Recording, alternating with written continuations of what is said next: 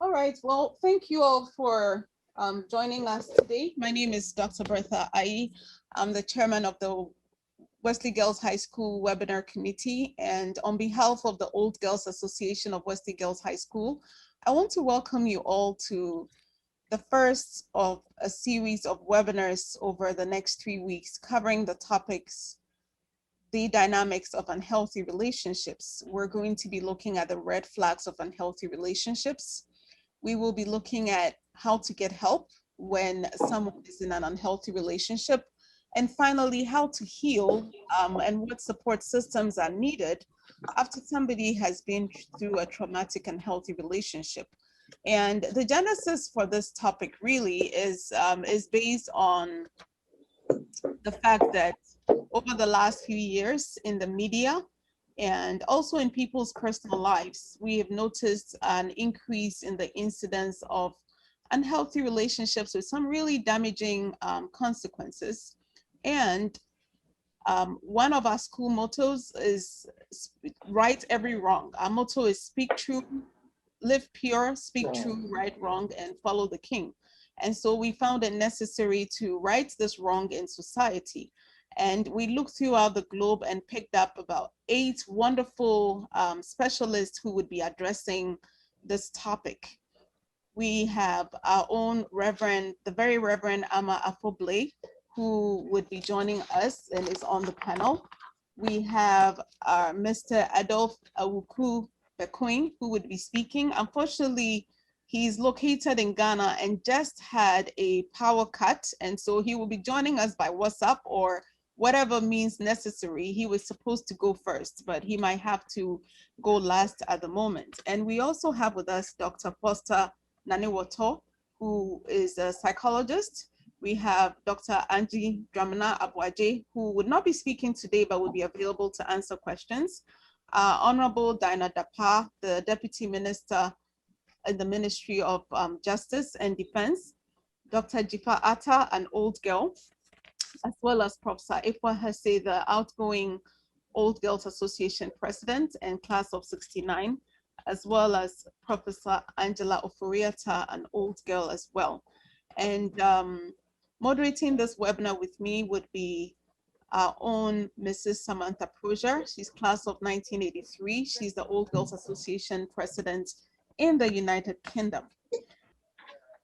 What was originally supposed to happen today was that Mr. Ewuku Bekoin was going to go first, and then Reverend Ama Afoble was going to go next, and then Dr. Nanowater was supposed to go last. But we may have to make a few changes. Reverend Ama Afoble is, I believe, switching computers at this time, and so we may have to let her go second, and Dr. Nanowater would go first, and I think Mr. Ukuba would join us. Now, we're going to use whatever means to try and get hold of him, even if it means joining by WhatsApp and having him speak, because we did a rehearsal yesterday. And so we'll see how best we can work through this. And a few ground rules. If you have any questions, please raise your hand, or you can type a question in the Q&A box or put it in the chat room. Each speaker is going to be speaking for 15 minutes, followed by 5 minutes of question and answer session. And so ideally, we should be done in an hour, and the next hour will be strictly answering all your questions. We'll give you a summary at the end, and we'll see you all next week. And so for now, I'm going to introduce Dr. Nanowater. And before I do that, I want my co-moderator to say hello. Right. Hi, everybody. Yes, nicely introduced. Thank you very much, Dr. Bertha.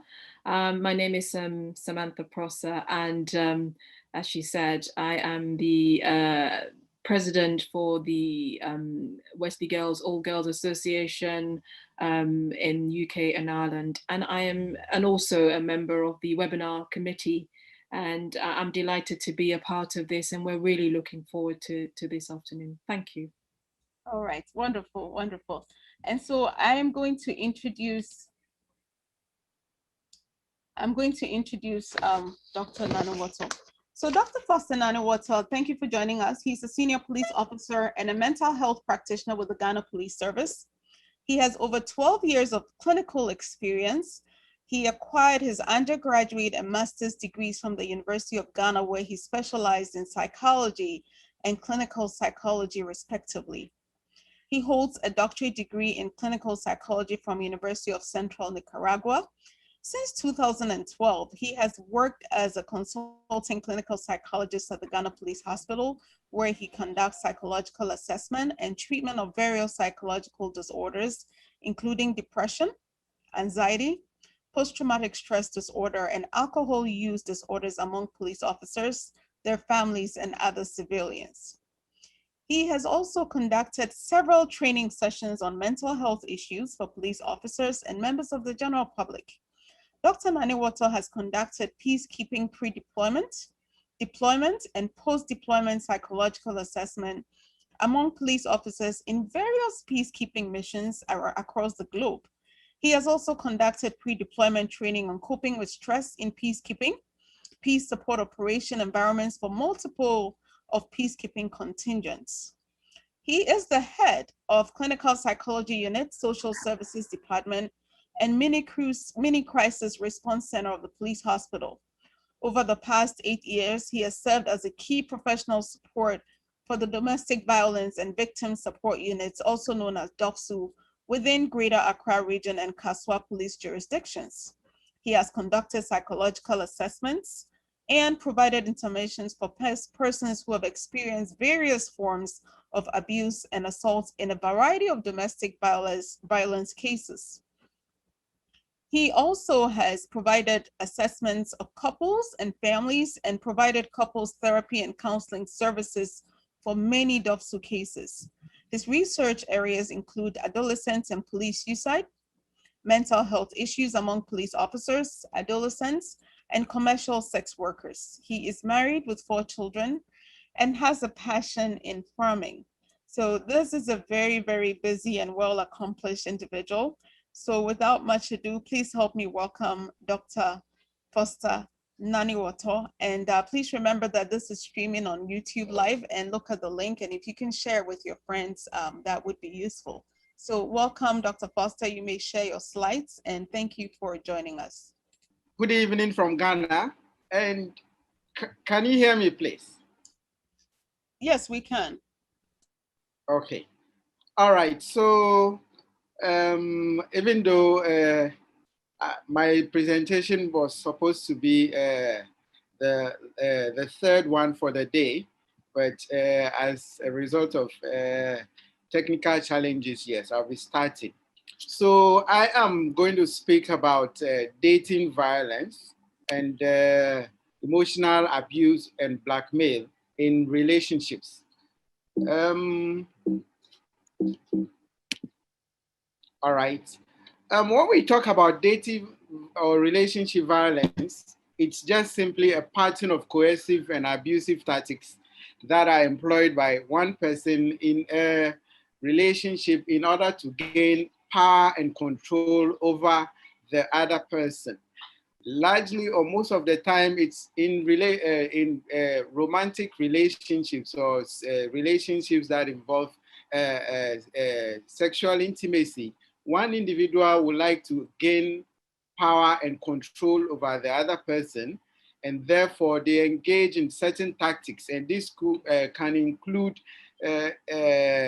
physical violence, verbal abuse, coercion, threats, intimidation, isolation, emotional, sexual, or economic abuse of their partner.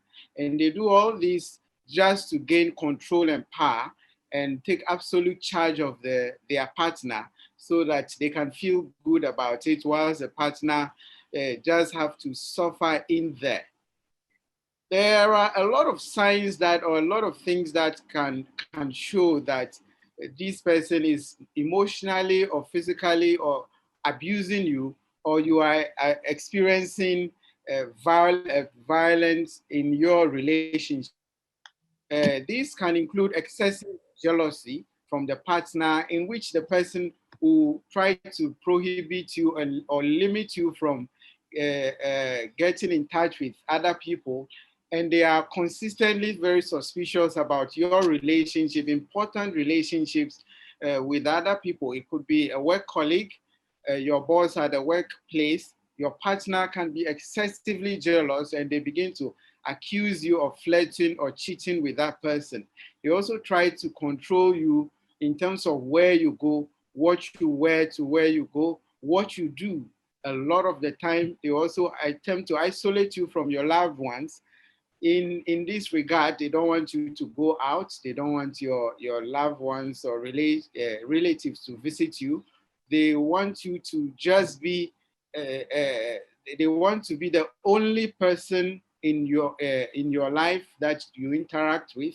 Anytime there's a third party or you try to be nice to another person, they would definitely not be happy with it, and so they will try to limit all your access to these. Additionally, as well, and coercion as a form of manipulation in sexual activity. In terms of sexual activity, either they would deny you, or when you are not in that position of consenting to sexual activity, they take advantage of you anyway, and they can make you to do or perform certain sexual activities that you usually would not like to do. They will force you to do it. Then that's a big sign that you're going through an abuse. The person can put you down and also degrade you. They will dismiss your accomplishments. For instance, you achieve a higher degree, and then they still just tell you, oh, but you're still my wife, and therefore you still have to just listen to me. Everybody's achieving that. So if you achieve it as well, what does it mean? I do remember one of my clients getting a law degree, and in actual fact, how difficult it is entering into a law school in Ghana, and in actual fact, passing the exam, entering a professional level, and their husband just said, but you're still a wife material. I will decide whether you even use that qualification afterwards or not. So the person, even if you achieve a lot, they just don't see it as anything. They will degrade you, and they will also display frequent mood swings in which they will, one moment they are loving you, the other moment they are exploding. One moment, when you're in public situation, they can be so loving and so much sweet, but within the private setting, they can be so much cruel to you. This is a big sign of an abuse. It's also important to take note of threats of any kind. It could be physical, breaking things, banging the door, pushing off certain things just to make a point to you that the threat they give you, they would carry it out. They want to get your attention with those physical threats. They can actually get into the point of restraining you from going anywhere at all, and they can lock you in a room for hours. That is a big sign. If there is indication that the person has hit a former partner or partner in the past, that is an indication that that person is likely an abuser. If they have hit you before, it's a sign that they can be an abuser. Therefore, these are things that we have to take note of. Economically as well, they want to take charge of your work. They either want to restrain you from working, or they want to control your means of income. So even if you earn some money from any work, you have to hand it over to them. They determine how you spend it. They determine how much they give you as well. So economically, they can limit you to that point. Your paycheck, your access to a car, you have to ask permission from them. That is a big sign. Also, they can have quick temper, in which every very little thing that you do, the next moment they are off, out and about, and they are exploding and exhibiting all kinds of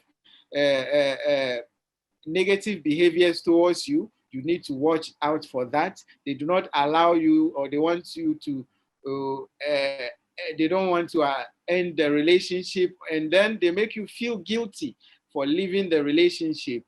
That is a warning sign that the person is abusing you.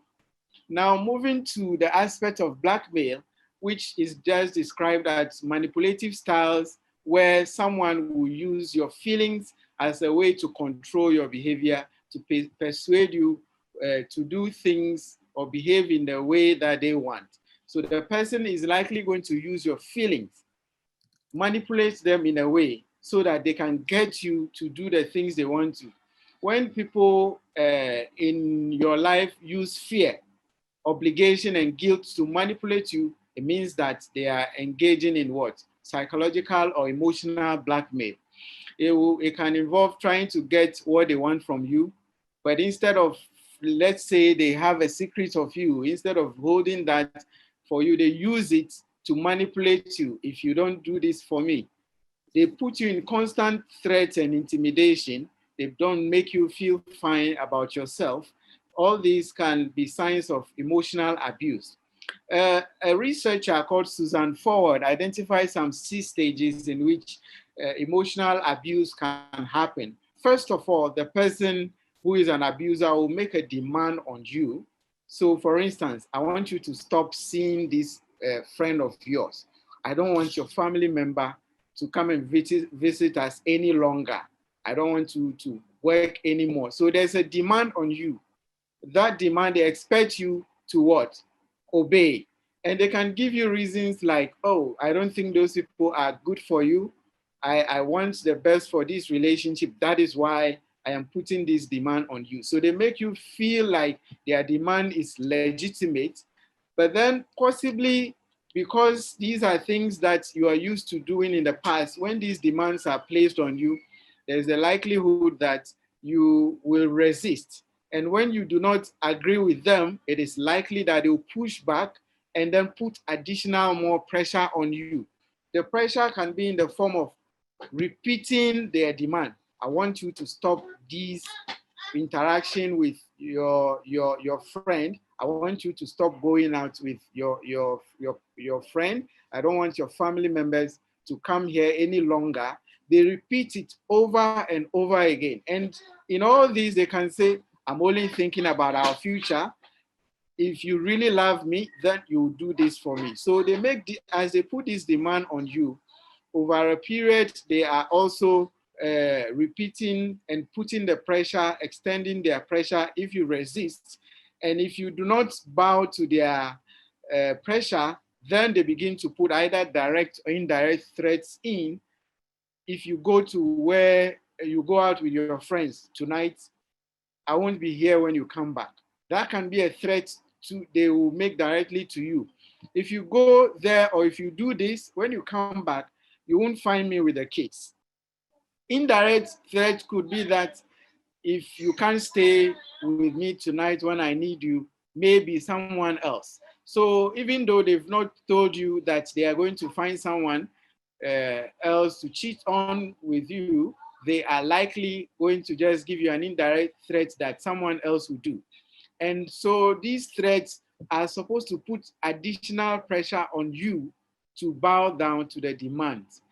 When these insistent threats and pressures build up, there's a possibility that you may just want to carry good whatever they are asking of you, because you do not want them to carry out the threats that they are giving you. Therefore, you may just bow down. Sometimes the insistent demands may cause you to feel like your resistance is not justifiable. And then once you give in by allowing them to and carrying out what they are demanding of you, it becomes a way that they will use against you a lot of the time. When this happens, once you give in, all of a sudden they can just become all loving, all kind, expressing a lot of love and care for you, at least for the moment. As you bow to this, it means that in the future, they would definitely take advantage of it and then repeat the cycle over and over again. So a cycle starts. First of all, the pressure will begin. There is a tension building up over a period to even a point where if you don't comply, they may carry out their threats. If you do carry out their demand, or you obey their demand, it means that they will become all loving again, but just for a short time, and then everything will start all over again. Now we have examples of blackmailers. The first group we call punishers. For these people, they always will use punishment tactics to get you to do what they want. So they use punishment tactics. They will say what they want you to do, and they will tell you what will happen if you don't comply with them. I will make sure I don't give you feeding money if you don't do what I want you to do. I don't want you to go out with your friends, but you do. Or I don't want you to start going to school again. If you do, then you know that you are on yourself.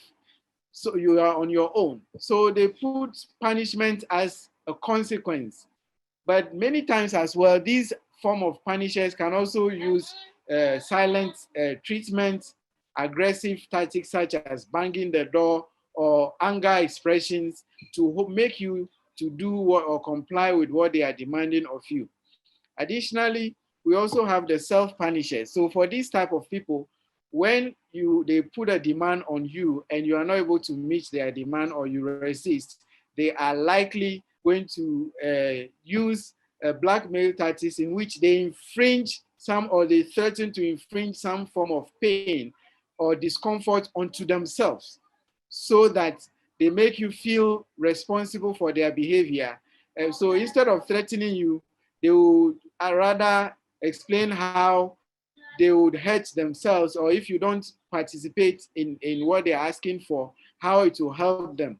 So the threat can go like, I can harm myself, or I will kill myself if you go out, or if you want to break up with me, I will not agree with you, so I will just end my life. People using the self-punishment tactics may spin the situation to make it seem as if their difficulties are your fault. They do it in such a way that you can actually feel so much guilty and responsible for what they go through. They are also the category of sufferers as well. And often what they do is that they may not show anything in particular, but they will use their feelings to convey their demands. They can indicate to you that as a result of not giving them or allowing them to use your car, they were beaten by the rain, they were late for work, as a result of the fact that they do not have any means of income, any means of transport. So they put this to you in a way, it makes you feel bad, and they make you feel like they are suffering because of you. So they can show signs of sadness and rejection. They can frown, they use sighs and mopping and pain and discomfort as the way to show that they are suffering because you are not providing or meeting the demands that they are putting on you.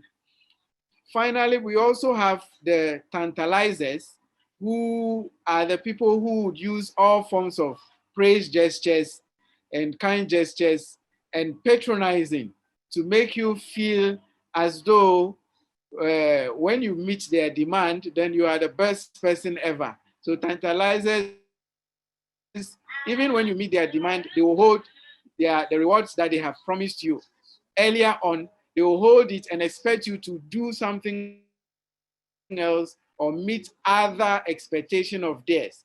So if you meet a point, they will just say, oh, sweetie, I love the way you try, but this is just beyond your understanding. A comment such as that could be passed. And this can get you to become so much worked up because over and over again, you are not able to meet the standards. As you meet the standards, they set new ones for you. And even when they promise affection towards you, they are likely going to withhold it and expect more from you. Emotional blackmail could take the form of emotional neglect and isolation, where they will be demanding respect and many forms of things. They will shut you down, communication system, silent treatment. They won't talk to you, as well as dehumanizing you, making you feel very bad over the period. So far, these are what I have for you, and I wait for questions. And as I think my time is up. Okay, Dr. Foster, thank you very much for a very insightful presentation. We're really, really thankful. And I'm sure there'll be some questions. The first question was that, will you make the slides available or recording? And so I posted the YouTube link in the chat room so that those who want to go back to it, we may have to edit out the first few minutes when we were just waiting, but the YouTube link is live. And so for those of you who want to go back and look at it, that would be the link. And there's one question here. It says, thank you very much for this insightful presentation. Does the abuser not need help themselves? They seem to me not to be mentally sound, or is it a complex of some sort? And in other words, you know, is the abuser not entitled to a relationship if somehow those are the characteristics that they find themselves exhibiting? And if we can answer that question, Dr. Samantha would then introduce Reverend Afuble. Yes, many times the abusers themselves need help. There are research evidence to prove that many times the abusers actually acquire some of these characteristics from previous experiences, including what they tend to normalize from relationships of parents, relationships of other people that they vicariously experience. Sometimes they just become insecure, and there is also evidence that many times they may also have mental health challenges, and they are not responsive to the needs, or they do not empathize with their partners, and so for that matter engage in these behaviors. So it is true that these abusers largely have problems themselves, and they will benefit largely from mental health care. Okay. Thank you very much. Somebody has it says, is it an abuse when you see a threat on your marriage by a third person and you want to gently remind your spouse to limit interaction with the individual? Not at all. But what we are talking about here is the fact that this is the usual characteristics. Many are just the example the person gave. You have seen a real threat. You have seen certain signs. That is different from even when there is no particular threat at all. You are consistently accusing your partner. A few weeks ago, I saw a case in which this lady was consistently accusing the partner of cheating. Meanwhile, she has not even seen anything at all. She has picked up certain phone numbers from her husband's phone that anytime the husband is holding his phone and he's online, he will go and check the other number if the other number is online. And then the conclusion is that the husband is chatting with that person. So in this case, just for the fact that the husband is online and somebody else is also online means that the husband is chatting with that other person, so they are cheating. That is different from when you have a realistic situation. Many times you even chance upon chats or conversations that are not respecting limits to the person's privacy and all that. And so you want to protect your relationship or your marriage by demanding that. That is actually in place. It is only out of place when there is no evidence at all and there is constant insistence.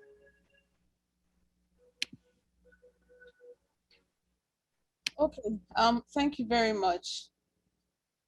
somebody made a comment, and we'll go on to the next speaker, but I just want to read some of the comments. Someone said some are just plain narcissistic. As a member of the police force, do you give training to other police officers about how to handle victims when they report? And another person said emotional abusers also don't like communicating with their partners, but they only react on issues and not open for random proactive conversation. Why is this so? And these abusers are narcissists who have no love for anyone. People need to read about narcissists in order to be informed when the red flags begin to pop up.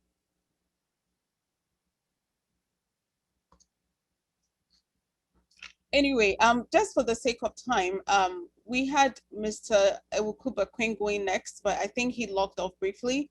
And so I'm going to ask Mrs. Samantha to introduce our next speaker, and we'll get hold of Mr. Adolf for the last presentation. Thank you. And so, Dr. Foster, if you can kindly stop sharing your screen at this point. Okay, all right. Yeah, thank you. Right. So our next speaker is the very Reverend Ama Afoble. She is a Wesley Girls High School all-girl, a 1961 year group. Her credentials include a BSc with a diploma in education, MSc counselor in education, and diploma in theology. The very Reverend Ama Afoble is an educationist and the first woman Director General at the Ghana Education Service. She's also a Reverend Minister of the Methodist Church of Ghana. She's blessed with two daughters who are also all girls of Wesley Girls High School, Dinah, who is in the 1986 year group, and Doris, who's 1987 year group. We are delighted to have her with us, so please join me in welcoming the very Reverend Ama Afoble. Thank you. Thank you very much, and welcome all the listeners. It is good for you to have invited a BBC like me to join this program and share the little that I know with the up-and-coming generation. As the introductory remarks said, it looks like abuse is on the increase, either that or the reporting of it, but it's come to mind that this must be addressed and people must be made to be aware so that it does not affect their functioning. As a teacher, I'll just go back to the classroom. It is William Shakespeare said in his play Hamlet that all the world is a stage and all the men and women merely plays. Unfortunately, the stage of life in which we all find ourselves, the script for the plays are written by ourselves. What the socialists will say, life scripts. We write our own life scripts that determine how we behave, how we respond to things, our relationship and everything, based on the way we are raised ourselves, our experiences with our significant others in our lives. All these things, like the Bible says in Proverbs 22:6, train up a child the way in which he should grow, and when he is grown, will not depart from it. All these things don't leave us. Our experiences, the way we are handled, our feelings, and all, perceptions, realities, and all, go in to write this life script that I'm talking about, and everybody has his or her own. So, at most of the time, the way we behave depends on all these things.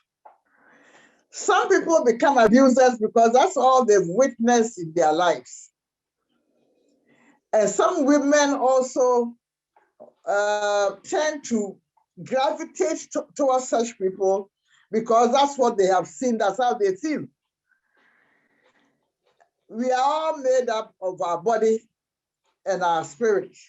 When God created us, he created us from the earth and then breathed into us. So we are all spirit beings. So from time to time, our bodies or our inner spirit speak to us. When we are comfortable about situations, they are really red flags telling us that we should move away from that. Now, we need to sensitize the children in our care, people in our lives, as to how they behave and how they respond to things.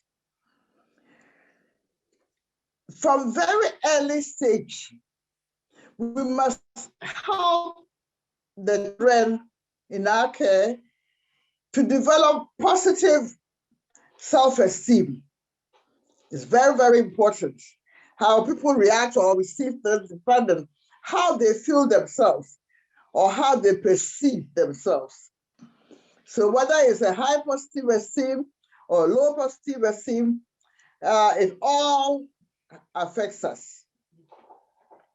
Then we need to teach people how to make choices early in our lives. Life is full of making choices, and choices have consequences. So we need to learn the skills for making appropriate choices that will help us to develop so that we live and be satisfied with life. Now, very small, but it may sound a bit perhaps inconsequential, but we buy so many dresses, for example, for our children as they are growing up. Now we have to go somewhere. You feel pressure. The child is insisting, this is the dress I want to wear. If you give me the other one, the child is just telling you that I also have the right. I'm trying to express my right. But we as adults will invariably just choose something, throw it at the child. If we won't wear it, then we don't go. All these subtle messages are things that during marital counseling and meeting with young people, I try to tell them to watch out, because we need to teach our children how to choose and be responsible for their choices. We also need to teach them conflict resolution. Nobody is an island. We all live in groups and associate with people. Conflicts are bound to happen. How do we resolve them? Coming from the priesthood angle, there are so many things in the Bible that help us to build our self-esteem. Even the Bible stories, they all help us and gear us towards that. Some of them have been grossly misinterpreted. For example, the story in the Bible saying that if somebody takes your cloak, outer garment, give him the other one too. He wants you to go to 1 mile, go a second mile with a person. We, most of the time growing up, have been taught that it means be very docile as a Christian, if that is your choice. But in actual fact, Jesus was actually teaching us that be assertive. Know how to take control of a situation and turn it around to suit you. You ask me for my garment, the outer garment. You can't wear just that. You need the other one too. So I said, okay, have it. But you must take the second one, the other one, so you can wear it properly. You want me to go 1 mile, so don't worry, I'll go 2 miles, 3 miles with you. You have taken control of the situation. So the person has no power over you again. Just by the way, just an example.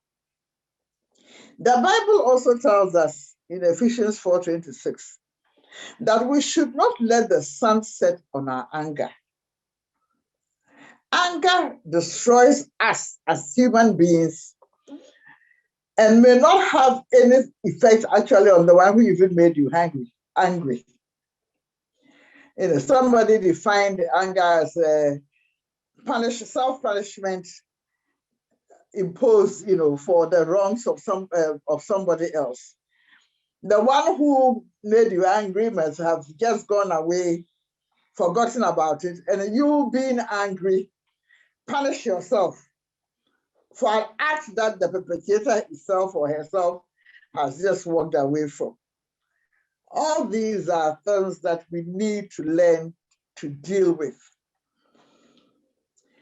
Now, let's move away from these developmental, just to tell you that this abuse and all, has a long history.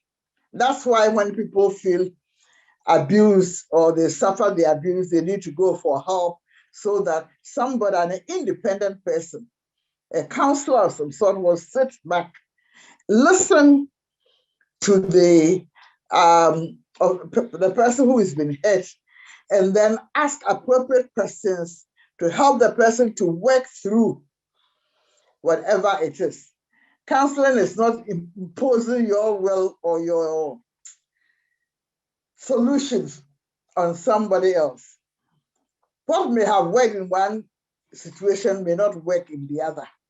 So we just have to take note of that and know that there's a difference between advice and then counseling. When you go for advice, you are the one advising you is telling you that I know better than you, and if you know what is good for you, you will do this and that. I don't know. You have to be empowered yourself so that you can effect a change perhaps in your life script and the way you see things, and be better equipped, not only to solve one situation, but to move on and solve other situations. What one may accept as being abusive may not be an abuse to another. But my main concern actually in abusive situations is where it adversely affects the one who is being abused, to the extent that it may end up with physical abuse and then maim the person or even take the life of the other person. What are some of the signs? You haven't said all these. What are some of the signs of a situation in which, we will describe now as being abusive? The first speaker has spoken about some of these things, but there are people in relationship and that their partners or those they are with look down upon, and they don't let them feel that they are proud of them. They behave as if they are even, let's take a one-to-one relationship. In marriage, for example, or in courtship or anything like that, you'll find that your partner is not proud of you, does not even want to introduce you to anybody. Or in conversations, they are always referring to, oh, when I used to go out with this person, when we were going out, that happened. Always referring to the exes. It's not a good sign. You need to work through it and find out exactly what is going on. Some people they keep scores. They can't forgive. In fact, I've been in an actual counseling situation where the gentleman just said, oh, excuse me for a minute. We sat down waiting. He went into his room and brought a notebook in which he had actually categorized all the offenses, that the so-called offenses that the wife or the partner was supposed to have committed. He sat down, he calls the date, and this day, this is what you did. And I called in, so to where there was an intervention, he had written, I called you, so came, said this, that, and I forgave you. And then two. I mean, it's so unhealthy. How can you sleep in the same room with your partner where you have a diary of offenses kept in the room? These are not good signs. They must be worked through. Don't try to push anything under the carpet. You come across a situation, confront it, have it solved. Some don't even put any effort in the relationship. When you are in a relationship, when it looks lopsided, you are the only one trying to get the relationship to work. The other partner is passive. That also is a red flag that you must watch. It should be a two-way street, something that both of you would work at. You'll be in that relationship for quite some time. If it's one-sided, fatigue steps in, then the consequences you can imagine. There are some people who cannot apologize. That's also a very big red flag. Some over-apologize, some also will just not apologize. For that, you note it also as a red flag. You don't commit fully to such a relationship if you detect a thing like this, even in the courtish stages. People who don't even know how to give gifts, meaningful gifts to their partners. They always think of something that either I'll go back and come and benefit. But if the person really puts a value on you, the person will give you something that you yourself will be happy with. And the partner is happy to see you also happy and appreciate you. It fosters good relationships. Then another red flag is the differences in core values. People marrying or courting each other, you say you are broad-minded across faith, for example. You must know your own values that you've grown up with. What you will be able to tolerate and what you will not be able to tolerate. There is a limit to compromises that people can strike. That one you must also know. So know what you yourself stand for, so that you can identify things that do not go to please you, or things that will later on turn into an abuse that will not be helpful to the relationship. The other speaker also spoke extensively about the possessiveness. Some people are so possessive, insanely possessive. If you love somebody, you must be able to let that person go and trust that that person will not do anything to harm you. Extreme jealousy is a red flag that must be watched. Some people go to the extent of isolating their partners from the loved ones, simply because loved ones know you better. So there is always an attempt by the abuser to separate you from your family members or those who really love you, because they see red flags where perhaps you have not seen and may alert you to that. Some people have a natural tendency to talk down on servants and people they think are below them. That is also a red flag. The person may not only do it to people who you think or you accept as being below, but may apply it also to you. Conflicts are inevitable in any relationship, but when it's too frequent, then it must be addressed. It goes on and it leads to very, very serious family conflict and abuse. People who do not have good relationship with their own family members and with others, always criticizing others, they are always right.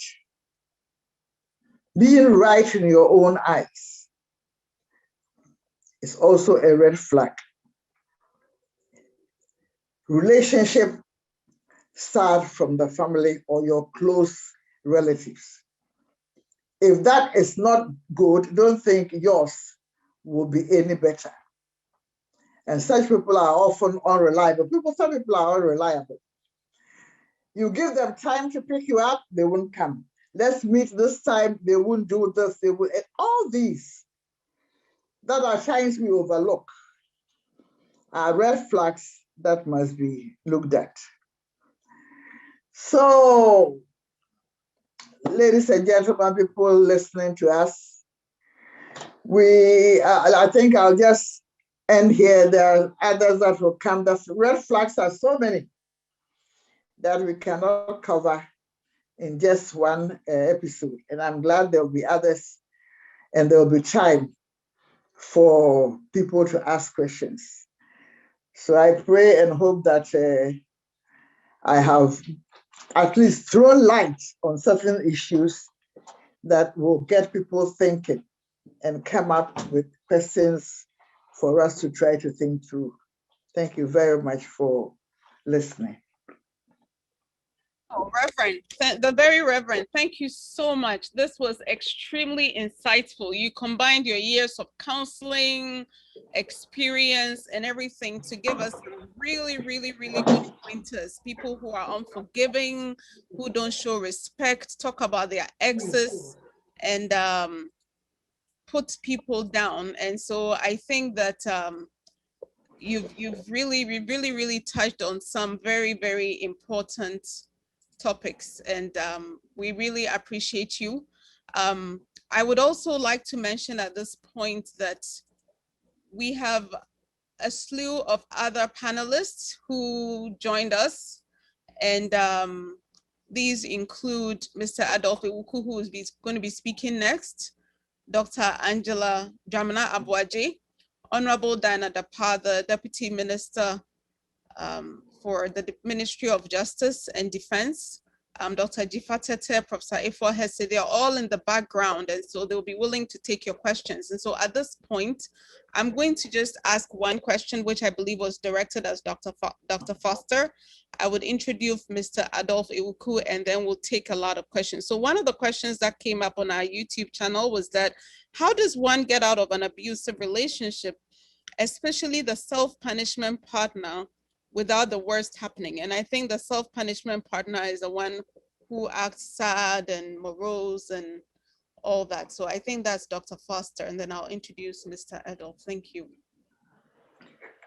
So usually, if you realize that you have to get the person to begin to seek for professional intervention, because as it happens like that, they become very much dependent on you, and it is like you are the only person in their life, or so kind of. They can paint that sort of picture to you, and so it gives you even that feeling that if in your absence they cannot be able to survive. But the question is, over the years, you didn't grow up with such a person. So how is it that because you are now in a relationship with a person, then they cannot live their life without you, or they will threaten to take their own life because of a demand that you are not able to meet. So the best thing to do is to convince the person, especially if they are dependent on you, to begin to seek for psychological intervention. Once a professional comes in, you'll be able to get more insight into their behavior. Sometimes they do not, just as Reverend mentioned, they may not even be aware of the fact that what they are doing is an abuse. So if you get a professional to come in, a lot of insight will help them to understand how problematic their behavior is. And then you can be able to help each other and liberate each other from the challenges. Wow, that sounds like a lot of work. It means this person is very, very dependent and cannot see beyond the circle of that relationship. Thank you very much for answering that question. And so there's lots of can I just add a little bit to what he said? Certainly. You know, this happens especially with Christians. They feel you are told in a Christian setting, once you marry, don't divorce. Don't think of walking away. I mean, people feel trapped simply because of their Christian beliefs. It need not be so. When it's really affecting, because when you are being abused, it affects your performance, your happiness, and all those around you. So a counselor may advise, step aside for a while. This person who is behaving like a victim now, that I can't do without you, and step aside for a bit and see whether they will not survive. And if it's really so, you can come together. Nobody is saying that once you feel abused in a way, you walk away from the relationship. No, you can work through it. But at times, so that life will be saved, you separate a bit, seek counseling, both of you, and then gradually come back together. Okay. All right. Well, thank you very much. Thank you very much, the very Reverend Amma Fobley and Dr. Foster, for that answer. I'm sure Mr. Adolf will throw in, and all the panelists will throw in their bit as well. I'm going to introduce Mr. Adolf Awukubekwin is the National Coordinator of the Coalition on Domestic Violence Legislation in Ghana, also known as the DV Coalition. He's also a lecturer in clinical and developmental psychology at the Methodist University College, Ghana. He holds a postgraduate degree in psychology from the University of Ghana, as well as a diploma in transitional justice from the International Center for Transitional Justice and Institute for Justice and Reconciliation, both in Cape Town, South Africa.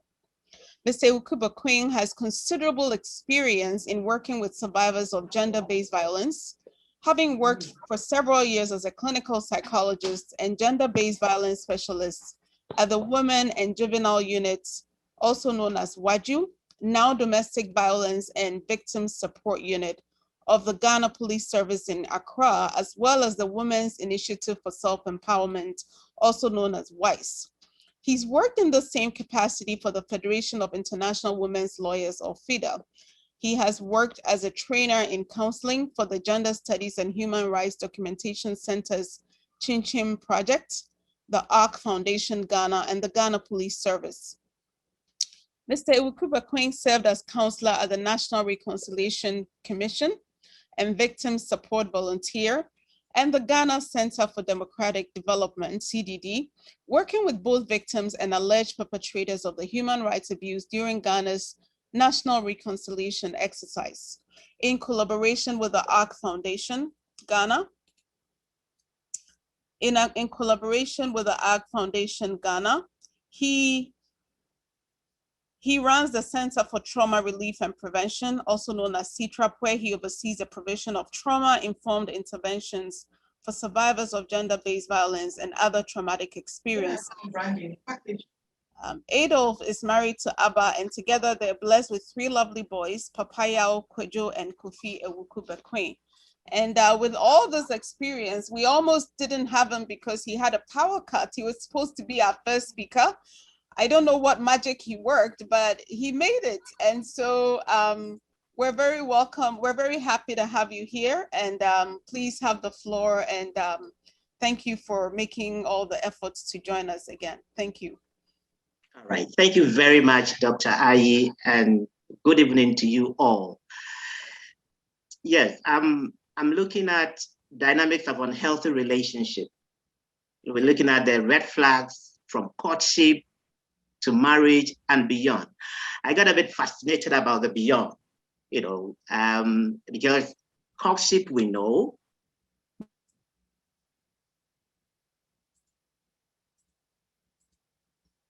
I think we lost, did we lose his sound?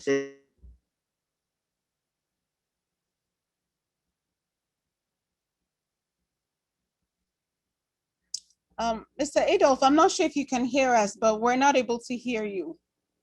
There's things defines what constitutes domestic relationship, and it comprises all of these categories. Now, unhealthy relationship comes many ways, many forms. But I'm going to focus on domestic violence, which for me is a bit difficult, is worst form of unhealthy relationship. But what constitutes unhealthy relationship, really? For me, fundamentally, it's simple.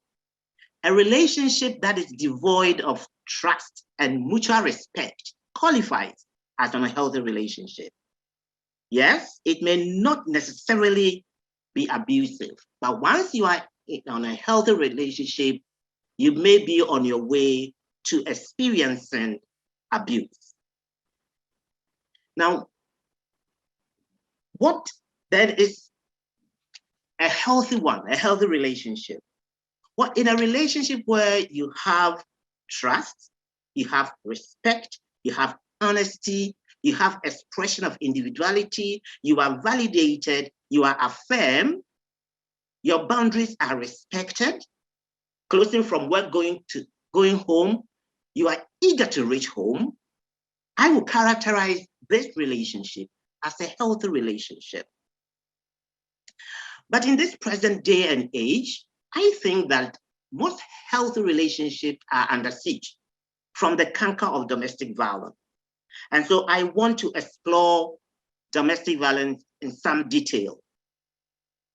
But first, before I even get to defining them, I want to just turn out some statistics for us to know what we are dealing with. The first thing I want to say is, for every 3 Ghanaian women, one of them may have suffered physical abuse from an intimate relationship in the past year. This was as far back as 1999. Now, fast forward, 2016, there was a repeat of this study by the Ministry for Women, Gender, Children, and Social Protection. And the statistics were not different. Now, in that study, the most common form of domestic violence reported by women in the last 12 months included economic violence, that constituted 12%, social violence, psychological violence, physical violence, and sexual violence. Now, for men, the number 1 was psychological violence, followed by social violence, economic violence, physical violence, then sexual violence. Now, when we talk about domestic violence, really, we are talking about a pattern of behavior, a pattern of assaultive behavior that benefits one partner, the one who wields power in that relationship and determines how the relationship should go on. There is an unequal power relationship in that relationship. And almost always it is tilted in favor of the men. So you have majority of victims being women and majority of perpetrators being men. This is not to say to tilt the picture artificially against men. That is the statistics talking. Majority of perpetrators are men. It doesn't mean all men are bad. And of course, all women are good. But statistically speaking, you have most women being victims and most men being perpetrators. Now, age was found to be one of the key determinants of domestic violence in Ghana. So young women and men between 15 to 19 years were substantially more likely to have experienced domestic violence than any other age group. Women aged 15 to 19 were between 1.3 and 4 times more likely to receive any form of domestic violence than of, for instance, women aged 30 to 39. Exposure to violence in childhood was found to be strongly related to the likelihood of an individual being a victim or perpetrator of violence in adulthood. Women who witnessed any form of domestic violence as children were between 1.3 and 3 times more likely to report domestic violence than women who did not witness violence during their childhood. Men who witnessed social, psychological, economic violence in their homes as children were between 1.2 and 2.2 times more likely to have experienced these forms of violence in adulthood than other men. Taken together, these findings suggest that Ghana may experience vicious intergenerational cycles of domestic violence that need to be broken if further progress is to be made in reducing domestic violence. And it is for this reason I find this webinar extremely timely and important, because some way, somehow, at some point, this intergenerational transmission of violence would have to be dealt with. Now, in addition to socioeconomic factors, were found to be among the most important determinants of domestic violence in Ghana. Of course, it just impacted in a very complex way. Now, the interesting thing is low asset levels were found to be strong determinants of psychological and economic violence among women, but high asset values were associated with higher levels of social and sexual violence among men. So if you're a woman and you have less assets, you are more likely to experience violence compared to men. And the men with more assets were also likely to experience psychological violence. Now, tensions and fights over money or property were found to be leading determinants of all forms of domestic violence across all the regions in Ghana. Women with no education were generally between 0.5 and 2.5 times less likely to experience domestic violence than women with some level of education. And for me, with the audience we are interacting with, the most important finding was that more educated men were around 3 times more likely to experience economic or sexual violence than less educated men. This result may be due to the fact that women and men with more education may report.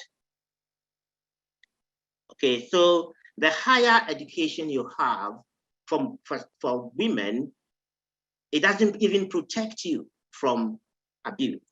And as I shared somewhere, my frustration working in this area is women who are highly educated, who have the economic wherewithal to seek help, who experience violence. They are unable to break the shackles.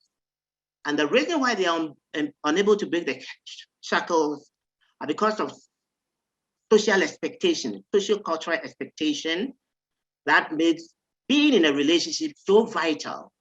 and defining your identity in terms of who you are married to and all that. That served as impediment for women to break out of this violence.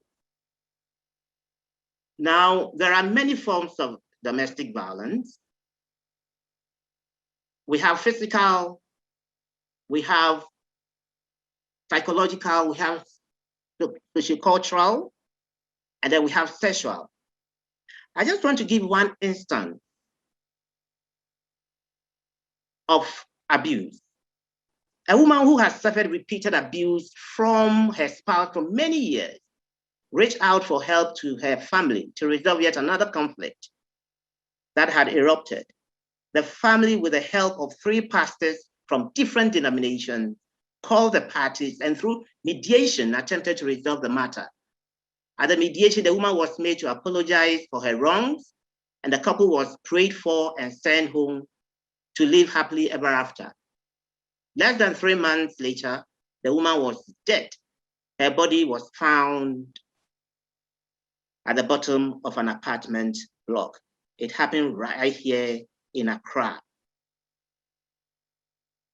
Then somewhere in 2004, I got a medical report, a photocopy of a medical report that a client showed me. Okay, so the finding, what had been written on the medical report was this. On 20th of February 2002, a medical officer's report revealed the following about a 24-year-old victim who reported having been attacked by 4 men, one of them masked, who inserted a metal tube into her vagina after being beaten and given something to drink. These were the items that were discovered. 4 screws length about 2 inches between from her vagina, several abrasions on the vagina. This lady was unable to pass urine, and so she was cathetered, and she was unable to walk. Another story is about a woman who said, I suffered years of cruelty and controlling behavior at the hands of my husband. He was a respected pastor. When I finally gathered courage to leave him, church officials did nothing to help me. Though I was homeless and penniless, the assumption was that he was blameless as a man of God. It felt so unjust. I tried to confide in another minister, but he accused me of being a neurotic and vindictive woman. The system forces shame and silence onto us, even if we want to speak. Now, these are the experiences of women who experience domestic violence. And there are dire consequences for this. The ultimate is that they die. And relationship doesn't, do not start off being terrible. Oftentimes, at every inception, things are okay. Sort of a grooming process, one may, put it. So you think there is love, jealousy, possessiveness. You define that as love. When you are being monitored, when you are being told you are the center of my life, without you, I can't do anything. I always caution my clients to be very careful about the only you syndrome, the only me syndrome. Oh, you are the only one who understands me. You are the only one who has loved me this way, no one else. The only one I can talk to. When you hear these, you are not God.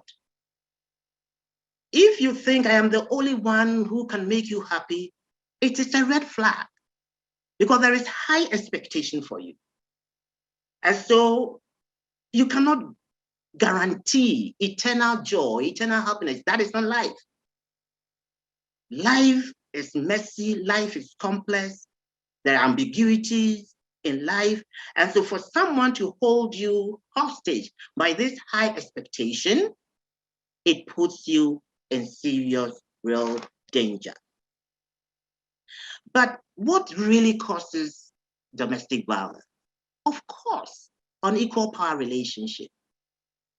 That one thinks that he has power and can do what he pleases, and he will not be held accountable. And that has been our lot, where there is blatant abuse in relationship and everybody keeps quiet. The family, the church, even sometimes state institutions, until the year 2000, from the year 2000 that we got WAJU and subsequently DOCU to be set up. Victims of domestic violence suffered in silence and died undignified life. Nobody cared. Nobody believed them. And why don't we believe them? We don't believe them because we think that, as we say in Akan, you don't wash your dirty linen outside. We think that marriage is extremely important for women. And that even if you're going to contest for a political office and you're not married, I have seen some women being forced to marry before contesting. That is unfair to women. Why must we tie relationship to their identity? It's not as if there is nothing wrong with that. But where they suffer in the same relationship and we look on, we become complicit in that relationship. But one can be trapped in abusive relationships. Sometimes you have wondered, why don't you leave? Why are you staying in abusive relationship? Why do women continue to stay in abusive relationship? Well, there is a pattern, and that pattern becomes a vicious cycle that traps them. As I indicated early on, it starts, there could be tension in the relationship. We are angry, we don't talk to each other, you cook, I don't eat. There is tension. You know, I go out, I don't tell you where I'm going. You talk to me, I don't mind you. The more you want to get close to me, the more I distance myself from you. And that is, I think that the emotional blackmail that Dr. Nanowater talks about. But it doesn't stay there. It graduates to an explosion stage where there is assault, where there can be killing because you can be hit with an implement and you die. You can be shot and you die. That is the explosion stage. And it is often triggered by very flimsy excuses. For instance, why is my food so cold? Or, oh, my dear, why have you kept that long in coming home? Then it leads to an explosion and a woman is abused to power. At this stage, she may seek refuge from the family or run to the hospital, and it is at that point that what has happened may come out. But where she goes even to the police station to report, you will see that the man will go to VVIPs, people that they both respect, and begin to plead, sending emissaries. I won't do that again. Come again. That transitions the relationship to a honeymoon phase, where you really get excited to meet the man you first married because you'll be shown genuine love. I have encountered clients who, after they have been beaten physically, have bought plane ticket to travel abroad for vacation. And so the honeymoon phase is where there may be some show of contrition, I'm sorry, I won't do that again. And then you accept at this stage, they may go to the police station if they have reported and say, we want to withdraw the case and settle at home. We don't want to go, I don't want to prosecute. And then they come back home, and after some time, the cycle begins. Now, the cycle doesn't get resolved by itself. It needs external intervention. And many, many homes are going through this, a cycle. So sometimes you wonder, every 6 months there is an explosion, and they go through all of that. So you can get trapped in this cycle of abuse. You may die. But we often think that, well, there must be other reasons why this happened beyond unequal power relationship.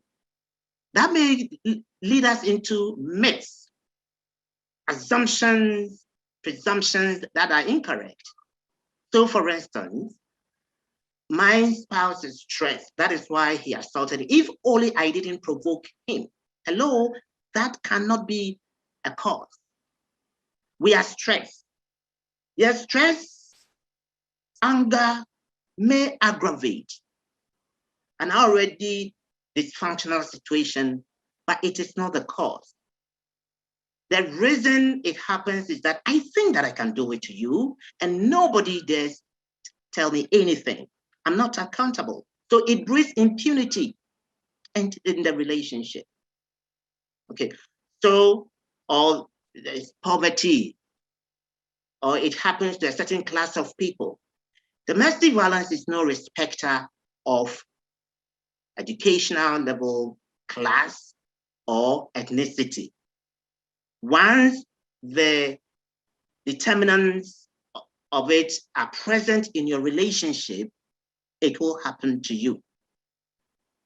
Now, I see controlling behavior.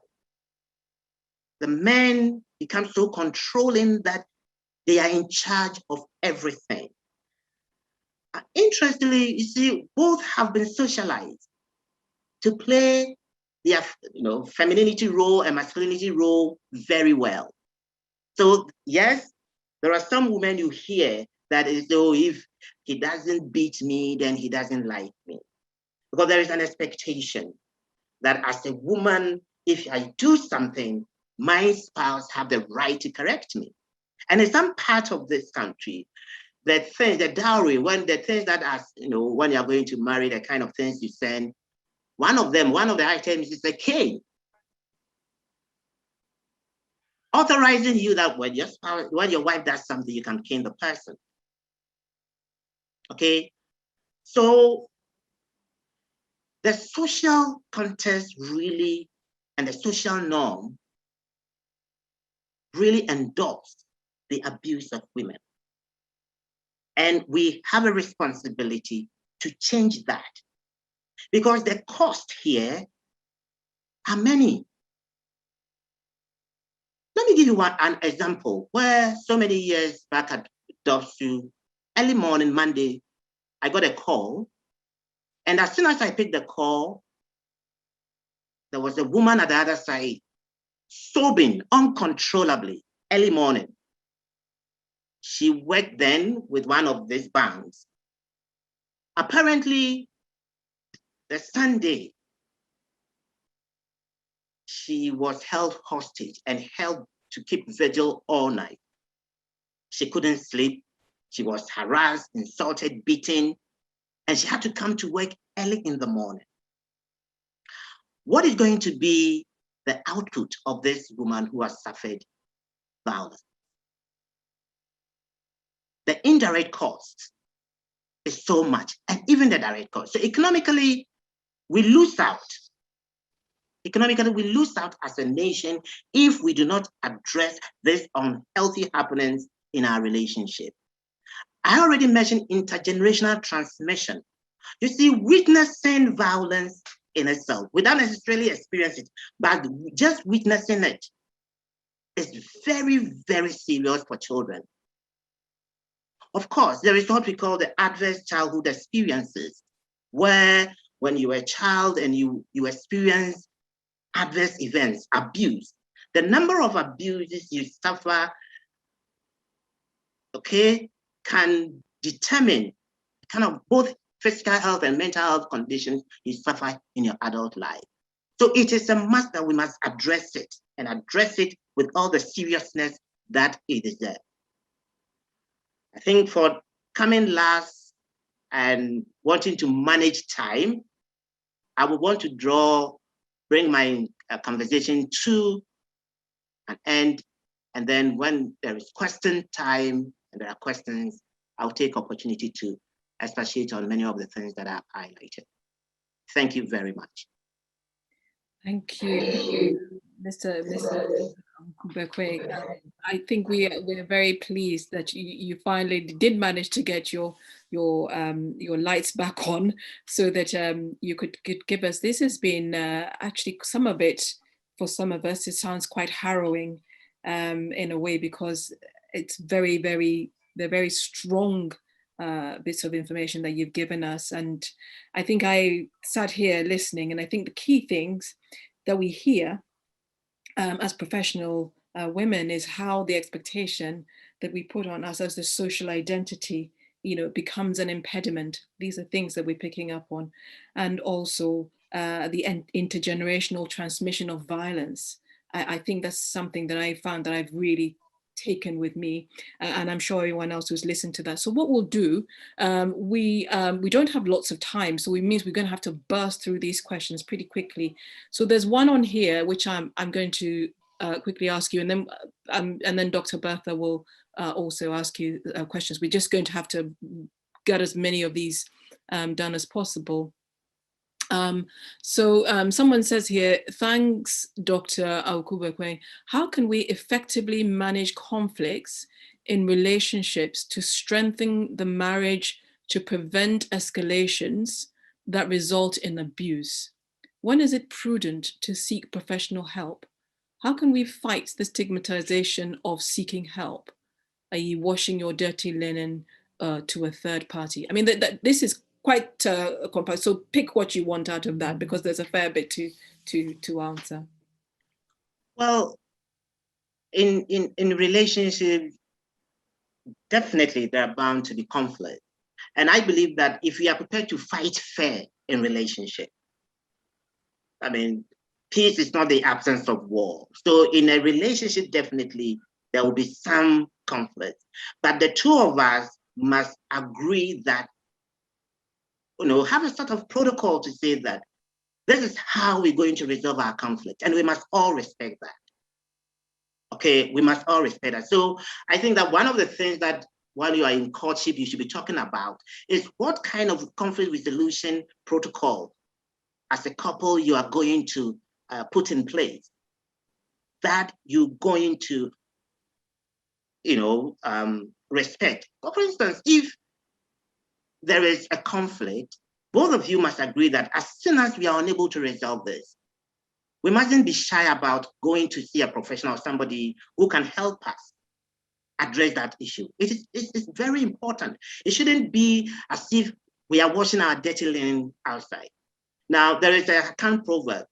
If cancer, with all its problem, doesn't feel shy to show up on your nose, you also don't feel shy to put medicine on it. Okay, so if conflict emerges, we must treat that conflict with all the seriousness it deserves, so that we can, manage it and not allow it to escalate. Now, you cannot stretch your hands more than the balls in them. Sometimes we say that you don't stand in the column of ants to pick them out when you are bitten by them. You step aside, and stepping aside means going to see a professional or going to see somebody you both trust. That must be part of the relationship.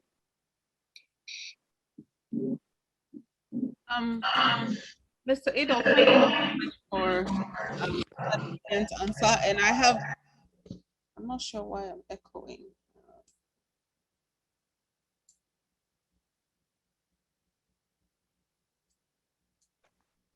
I have two thumbs up for you. One says, thank you, Uncle Adolf, for the very examples that lead to the death of many women in the name of the church and family pressures. And somebody also said brilliant. And it says brilliant, Mr. Ewukuba Queen. And so the next, thank you for that presentation. I have 3 sets of questions in the Q&A, and I think those are directed at the very Reverend Ama Afoble. So I'll put them all together, and my co-moderator would handle some of the questions in the chat. So Reverend Blaze, so here are your questions. It says, Reverend, please, is it God who calls 2 people to marry? Or is it the would-be couple who decide to marry and call God to witness their marriage? So that's one.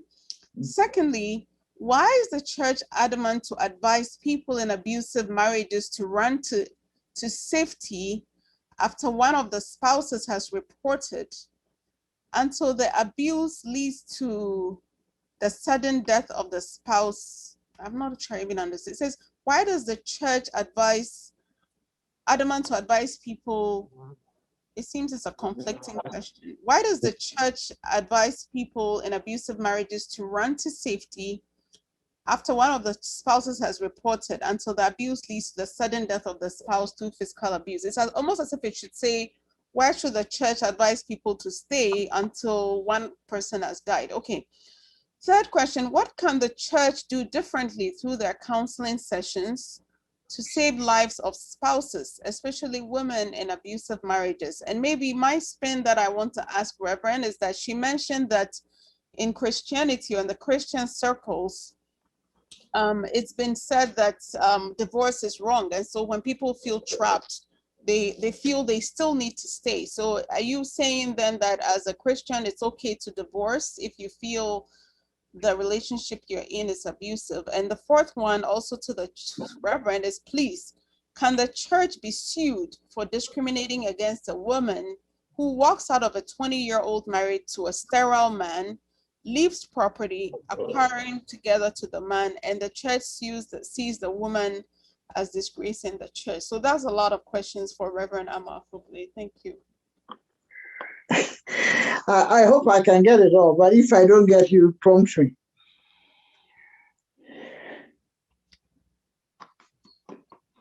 You see, we are creatures of love, and we want to be loved. That aspect God put to us, but God did not also create us as robots. We decide. That's why I said decision-making skills are very important. We decide the people we want to go along with and be in a permanent relationship. So in the marriage ceremony itself, you hear that it said that the 2 people have agreed to be bound in the matrimony. So it's a decision that is taken, not by the church, by people, but who bring it to the church for the church's blessing. Most ministers are not trained as counselors. Even in the Orthodox Church, where a bit of counseling is incorporated in their training, personally, I don't think it's enough. And we are all very judgmental by nature. And we don't want to look at things objectively. Everybody wants to be on the safe side. No. But we need to look at things objectively. That's what I always tell the church to do. Even within the church itself, the ministers themselves, I keep hammering, have a proper setup, counseling unit set up to deal with marital issues from the masses. These conflicts are even happening between reverend ministers. At times, and another thing I tell them, it's a bit difficult at times to go to a Christian brother or sister even for, not for, at times how funny you've been able to talk to somebody. But the next minute you go to a prayer meeting, the conversation you've had with another believer becomes a topic for prayer. Then everybody starts, hey, what is happening? What is happening? Before you are aware, whatever you discuss with a Christian brother or sister in secret is all over the place. that is also another danger. The person you are talking to, you don't even know exactly the situation in which the person is coming from. And society is so judgmental. See, some of these issues are very personal, because when you are unhappy, it affects your health, your performance, everything. On the other hand, let me say that the church also offers some relief for people who are in abusive society relationship. You go to your Bible meetings, your Christ Club band or whatever it is, and your mind is taken off whatever is happening to you.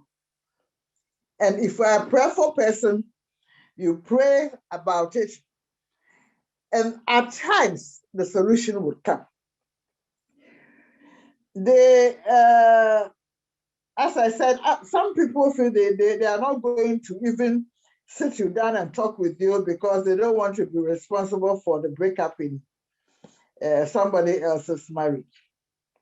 But you know what? One big thing I will say is that conflicts are good for a relationship because it helps the relationship to grow.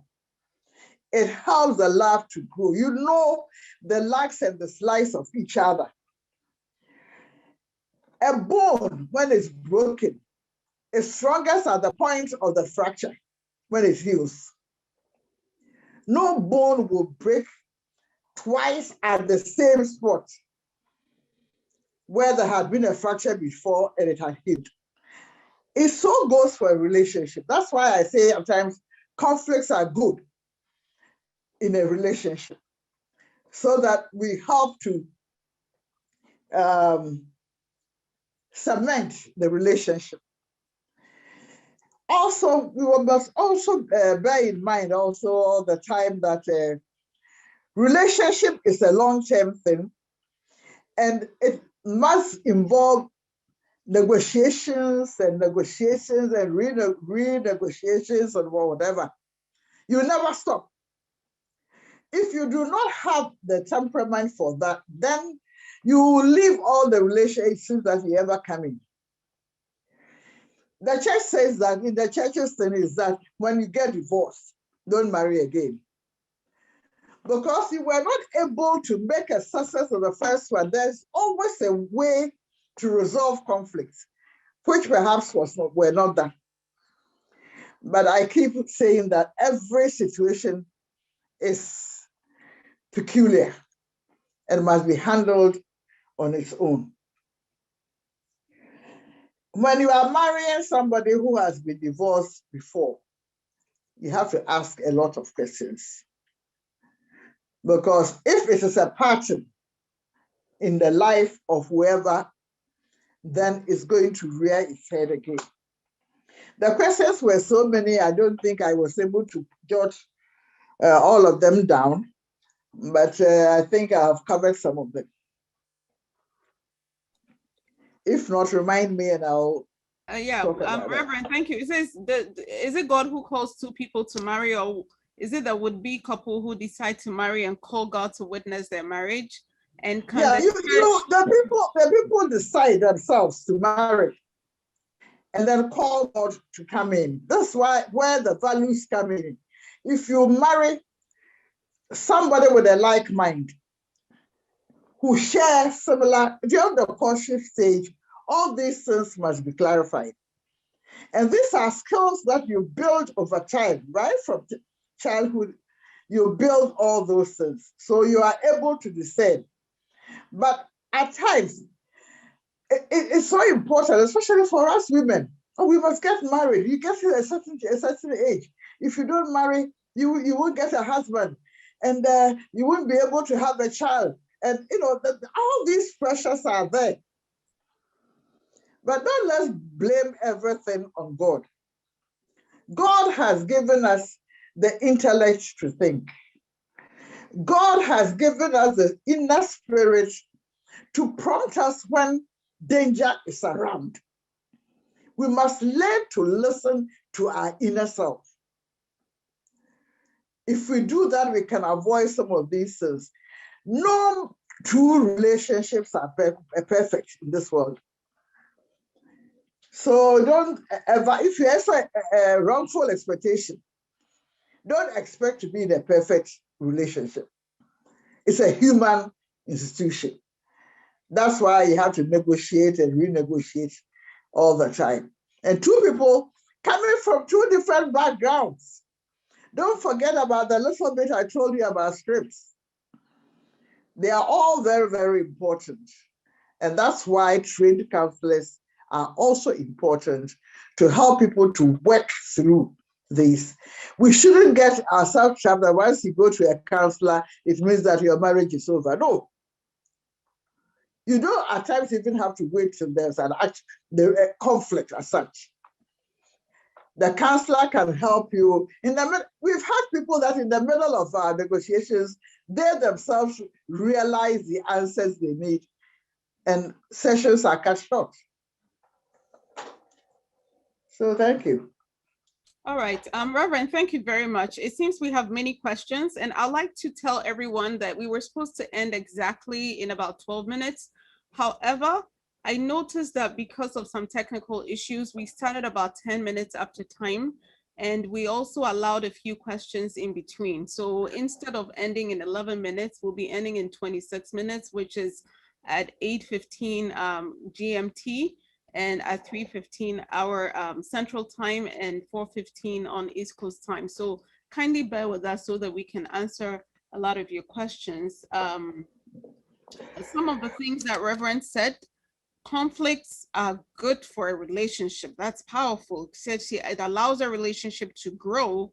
And she said a long-term relationship is going to require negotiation, renegotiation, the whole length of the relationship. So if you're not ready to do renegotiation and negotiation, you'll keep jumping from one relationship to the other. And if you're going to marry a divorcee, ask questions so that if there's a pattern, you don't, and maybe that's why people have been married once or twice tend to remarry over and over and over again. Anyway, so thank you for these questions and thank you for answering them. There were a few things about Bible and Reverend ministers and counseling, but I think we have a lot of questions in the chat. And so I'll allow my co-moderator, Mrs. Samantha Prosher, to pick up some of the questions. Thank you. Okay, thank you very much, Dr. Bertha, and thank you so much, Reverend Ama Afobule. We really appreciate all this information that you're giving us. So the other question that I can see on here, someone says, is it, I need to be sure that we haven't answered this already. So is it an abuse when you see a threat on your marriage by a third person and you want to gently remind your spouse to limit interaction with the individual?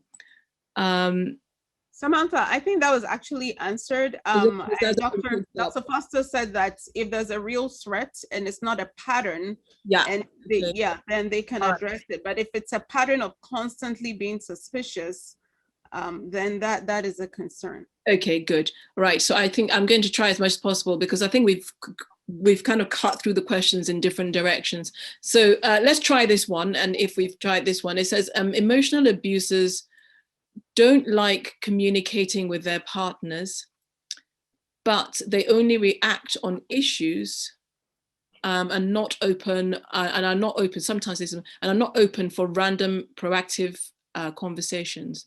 Why is this?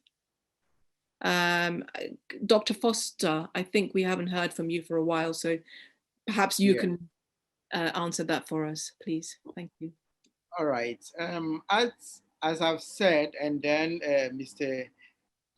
Adolfo Queen have also said, there is always the desire for power and control by the abuser. So any situation within the relationship that will indicate the abuser losing their power and control they will always fight it.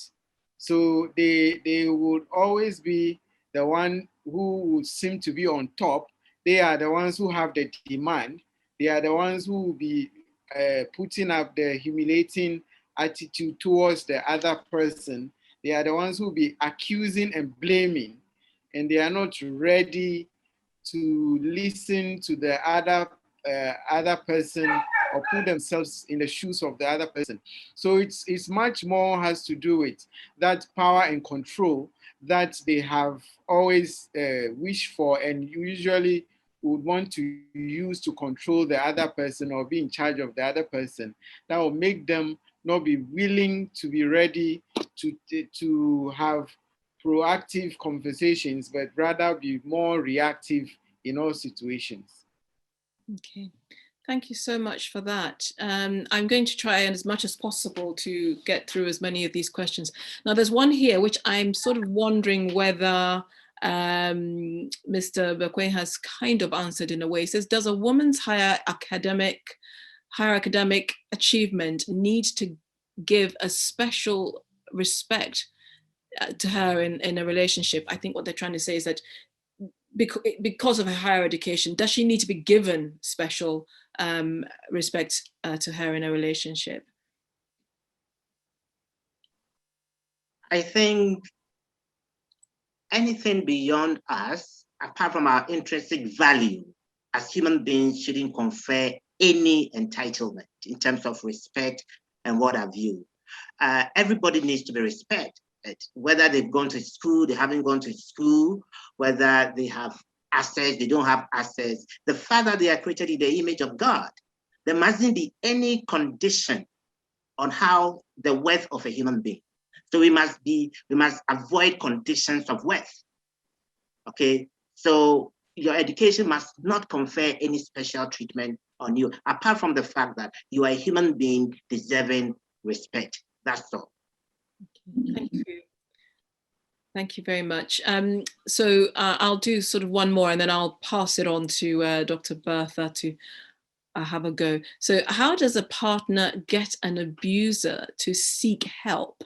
I think this is quite important because you're potentially the one living with them. So how does a partner get an abuser to seek help? And he says, in our part, is the world suggesting it's taken as saying he or she is mad? Sometimes the questions may not, but I think what he's trying to say here is, so how do you get, let's go with, how do you get an abuser to seek help? So that it doesn't seem as if the person is mad, because that's kind of how it's viewed, but actually we know they're not. So how do you get them to seek help? Well, I think the next webinar will fully address seeking help. So if we may shelve this for the next webinar so that we can fully address it, Perfect. it will be, yes, it will be very, very useful. Perfect, yes. Perfect. I'm with you. Anything that's a statement, anything, because people are adding all sorts of information on here saying, look, training healthcare workers to identify signs of domestic violence so that they can encourage victims to seek help. Referral systems to places of help will also be very helpful. I think these are good, and they're additional bits of information that are great. I think we've talked about managing conflict. Right. And then there are statements on here. So to put your sanity, your health, and your life above societal expectations. Don't put up appearances and die slowly. Your life matters, so choose life. Marriage will neither take you to heaven nor complete you. Wow, I think this is someone who's seriously put pretty much everything that's come from Reverend Amma Effoble and yourself and Dr. Foster almost together in one sentence. I think that's quite profound. Dr. Bertha, I'm going to hand over to you so that you can have. Thank you. And thankfully, we still have about 18 minutes, so we could take a few more questions. There's one here that says, we are talking about domestic abuse. It's in the Q&A and there's one in the chat, so I'll fuse them. It says we're talking about domestic violence, abuse against women. How can a woman, quote unquote, the victim, negotiate with the perpetrator? The key is that she has to stay alive. In that case, why is she criticized for being divorced by society and the church? And is it okay to have a best friend who is of the opposite sex while in a relationship? And this other one in the chat room says,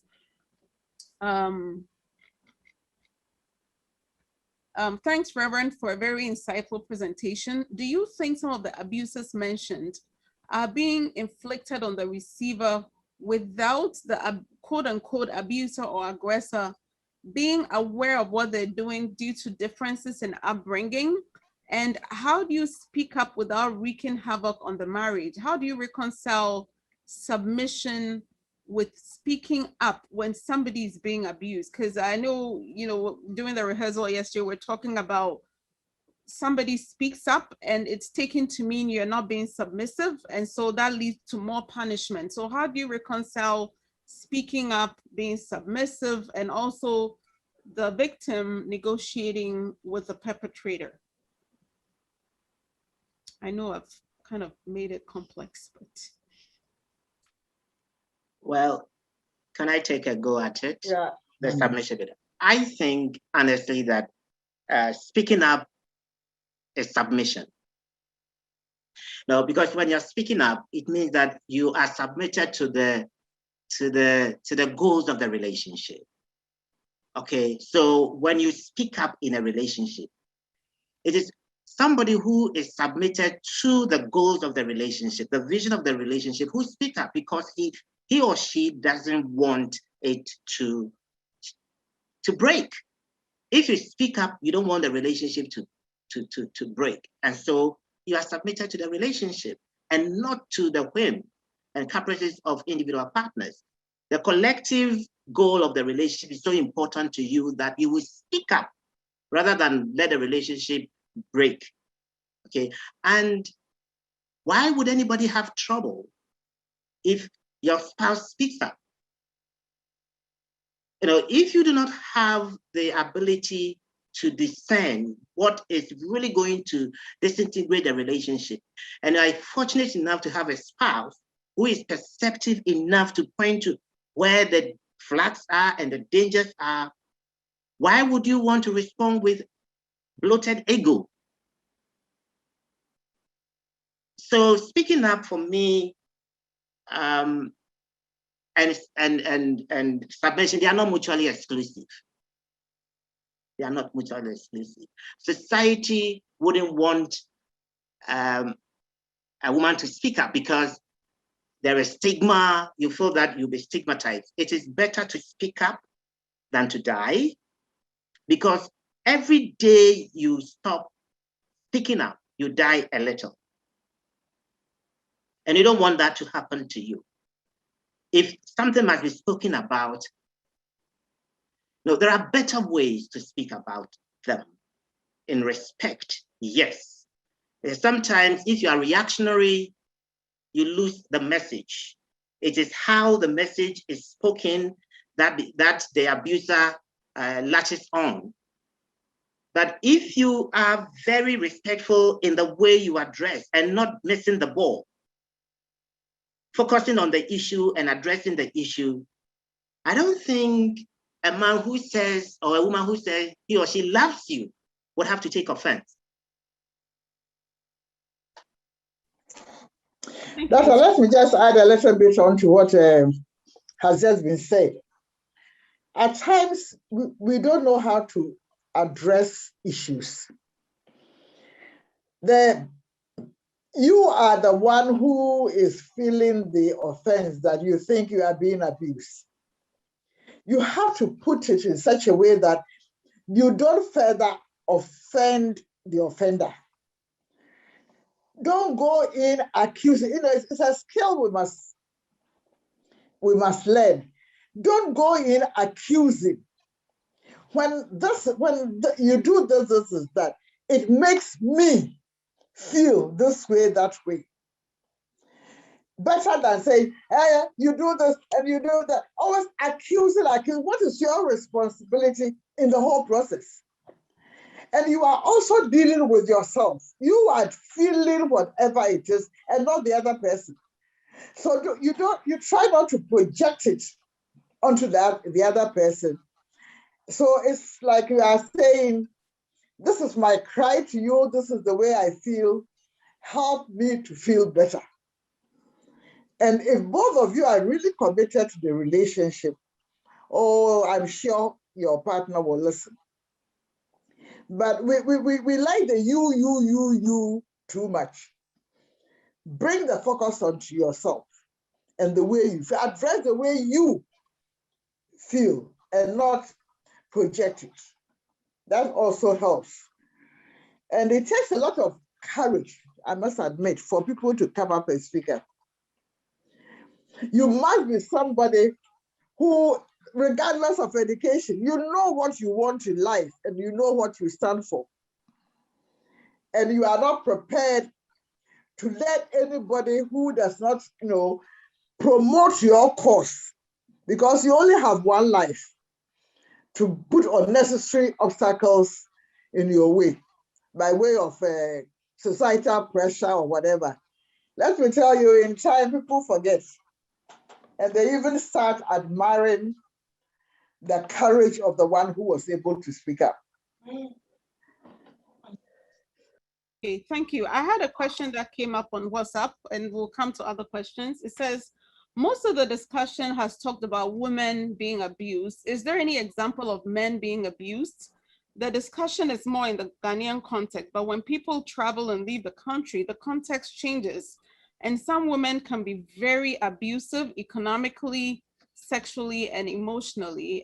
Can you address that? And I know this question came up even before the webinar. I had a lot of men sending me messages that, is this going to address men getting abused? So if you can spotlight that, that would be helpful. Well, I think we admitted the fact that, yes, men are abused. Men can be victimized in a relationship. And yes, when you cross a border, the dynamics will change. And many Ghanaian immigrants I know have reverse dynamics. Okay, when the men are in Ghana, they are so powerful. When they go out, because of the social norms outside, there is some dynamic that change that put the men on edge. But the point is this: do unto others what you want them to do to you. It's simple. What you're doing to your spouse, is it fair? Would you want it done to you? Okay, so men are victims, but we must also be very careful here not to bring artificial equalization. We must encourage men to report, and there must be intervention for men who report. Okay, but the numbers we are looking at in this country is that many, many more women are the victim. And so we must be fair to the numbers as well. As we encourage men to report, we must also not pretend that all of a sudden men are the ones who are being abused more than women. And the reason is simple.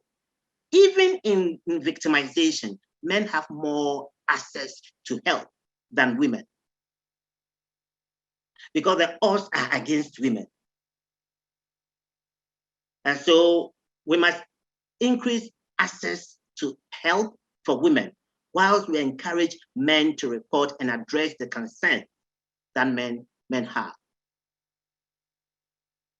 Okay, I'll let Samantha take a couple of questions, but there's one here in the Q&A which I find relevant.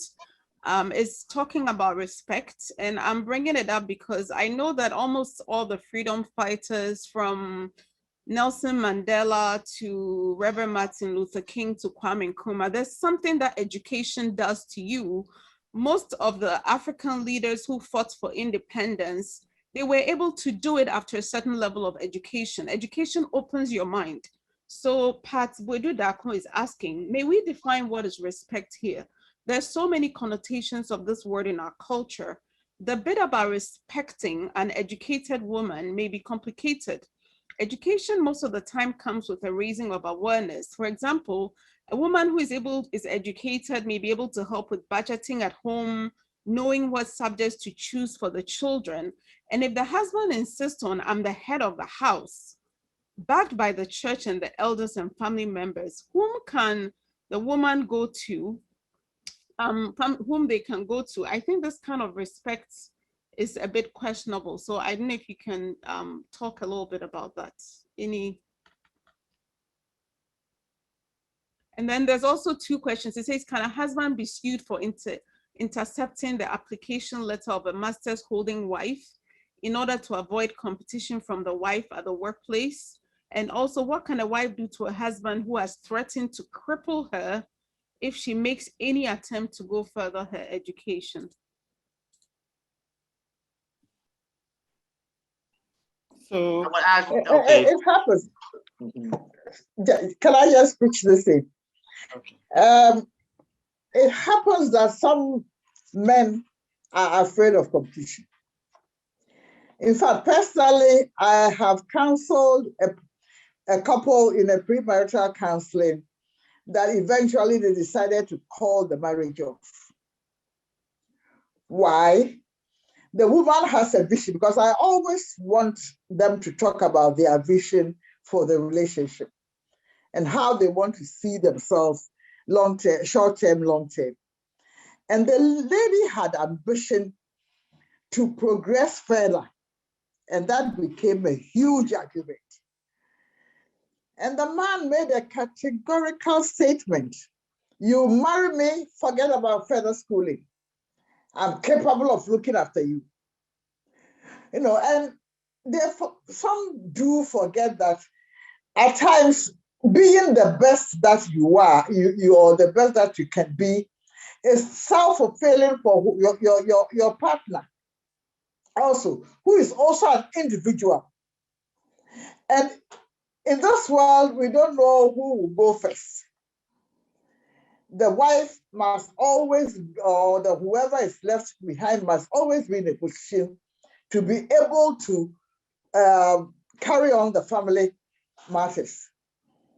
In the same way, a man encouraging the wife, saw the potential in the wife and was encouraging the wife to further her education, came in for counseling that suddenly my husband thinks I'm not adequate and that I should go to school. You know, and then the husband came in and said, madam, this is nothing. I see her other mates and I know where they are and I know the potential of my wife. And I want my wife to be able to cater for the family should anything happen to me. So eventually she accepted, through a lot of intervention, she accepted to go back to school, did her first degree. As for some time, I didn't hear of them. I inquired, and the husband told me, "Yo, thank you. Or masters." After the first degree, she didn't stop there. She realized that, there's so much more in me, and went further to do her masters. I wouldn't be surprised if she's even done her PhD by now. The courage, the man saw the potential and wanted to give the wife the support and everything. Look, I will look after you. I'll do everything for you, but better yourself. She was afraid the marriage will collapse. So all these are issues that are there, and we must learn to accept ourselves as individuals, develop ourselves for our own personal satisfaction. It's very, very important. Thank you.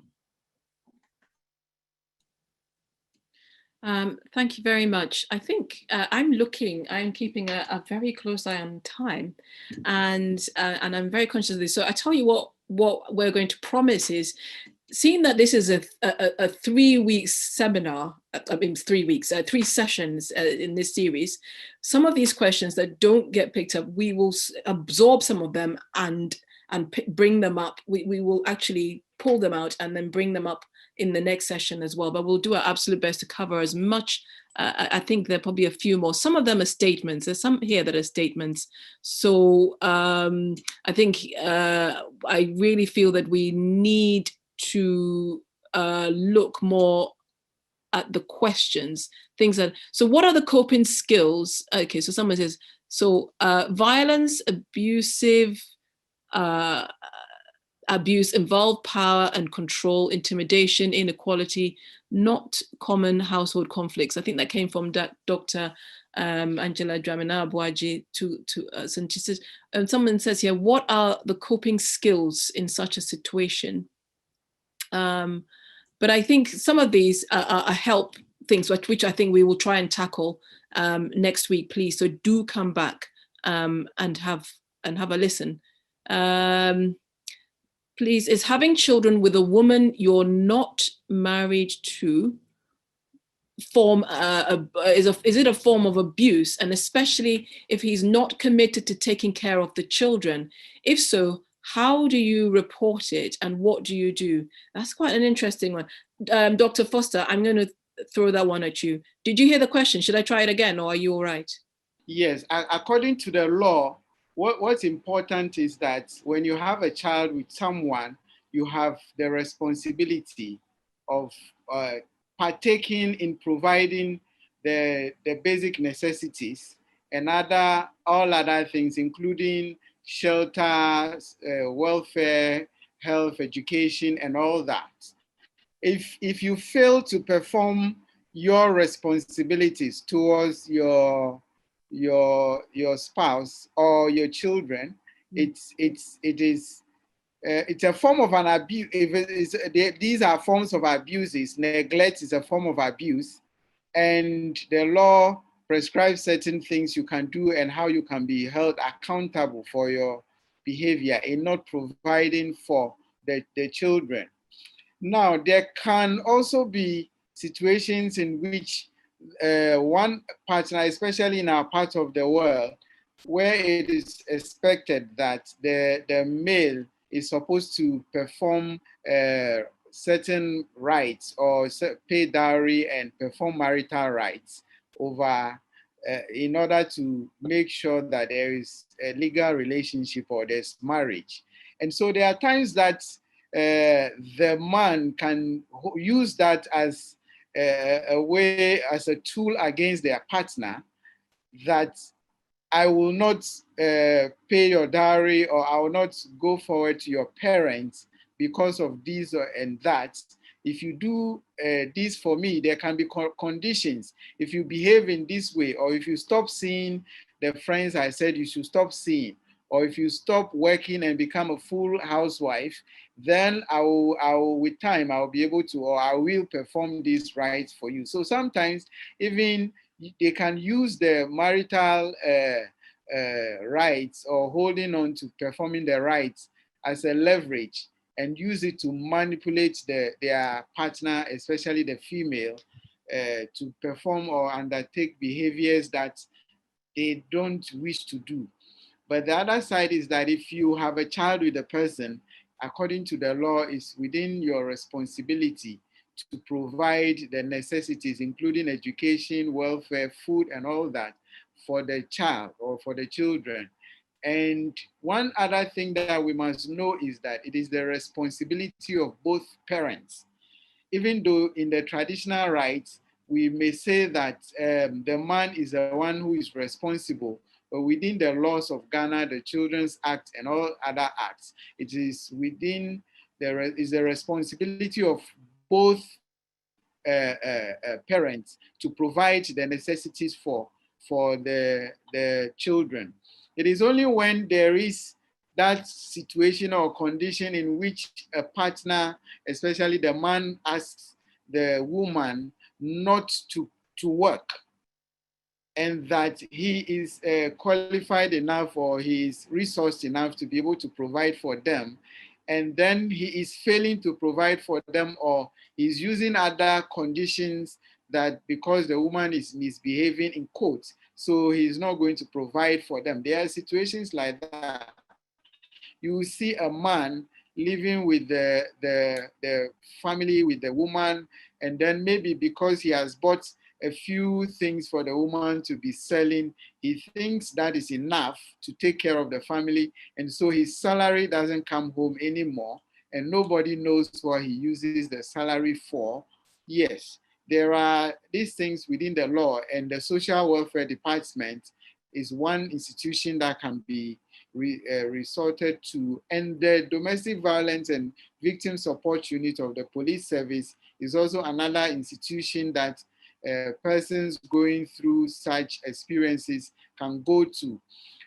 Interestingly, emotional abuses, which many times may not leave any physical marks on the individual, are aspects that are mostly ignored and may not even be given any sort of recognition as important or necessary. Meanwhile, these can result in serious mental health implications or even death for any of the partners who is going through these.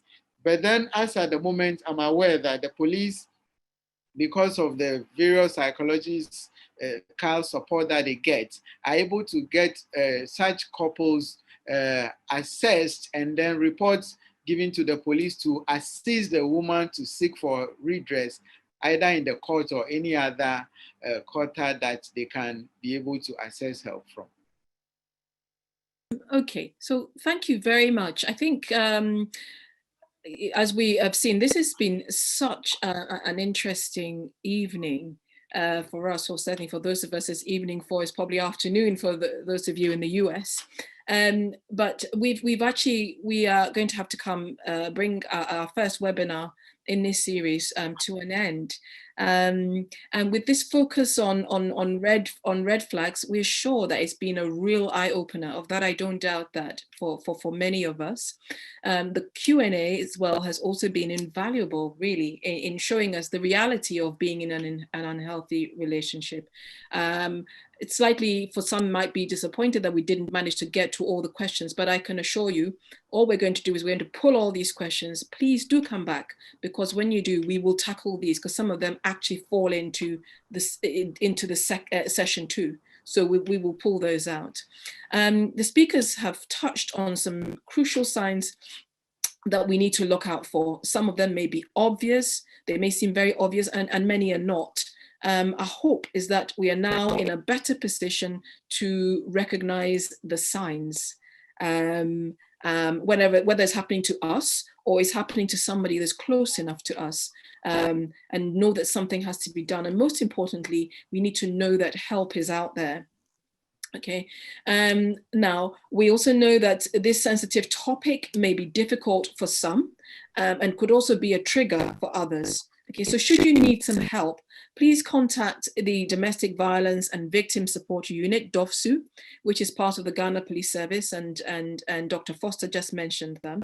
The unit provides support and protection for victims of domestic abuse by interrelating activities with the Department of Social Welfare, International Federation of Women Lawyers, and Legal Aid Board. Okay, so you can also reach out to the ARC Foundation. They're based in Hachu, and the number is 024-377-7773. Again, we'll provide, this is information we'll be repeating over the next 2 sessions. Okay, so we have 2 more sessions to go. Next Sunday, 18th of July, and the following Sunday, 25th of July. Next week, we'll be building on today's session to move on to the next phase, which is to discuss how to seek help in an unhealthy relationship. We're looking forward to welcoming our other speakers, Honorable Diana Sunaba Dapa, who's the Deputy Minister, Office of the Attorney General and Ministry of Justice in Ghana, Dr. Angela Dramina Abuja, who's a lawyer, pastor, and a counselor, and the return of Mr. Adolphe Awukubekwe. So it now leaves me to say a huge thank you, even though I'm sorry we've overrun, a huge thank you to our wonderful speakers, Mr. Adolphe Awukubekwe, the very Reverend Ama Afoble, and Dr. Foster Nanowater, who have carefully, and I say carefully, navigated us through this topic with the sensitivity that it requires. We're extremely grateful to you for giving us your time. Thank you to the Wesley Girls High School All Girls Association for supporting this webinar series, and especially to the webinar committee, and in particular, Amma Engman, Anoa Brew, Dr. Hannah Ayete, Annie Gifty Emisa, Irabna Akiwumi, and Sheila Arthur. And finally, a huge thank you to you, our audience, for taking time out of your Sunday to join us. We really hope you found this session helpful and therefore will return for the next 2 Sundays. We look forward to seeing you next Sunday, same time, same place. Thank you. Dr. Ayi, if you have a last word. Yeah, thank you. Thank you all very much for the 180 something people who tuned in by Zoom and the 40 something people who watched on YouTube. We're very grateful that you joined us. Kindly share the link, and we would see you next week. And for panelists, please rejoin in a few minutes and let's just regroup. Thank you all so much.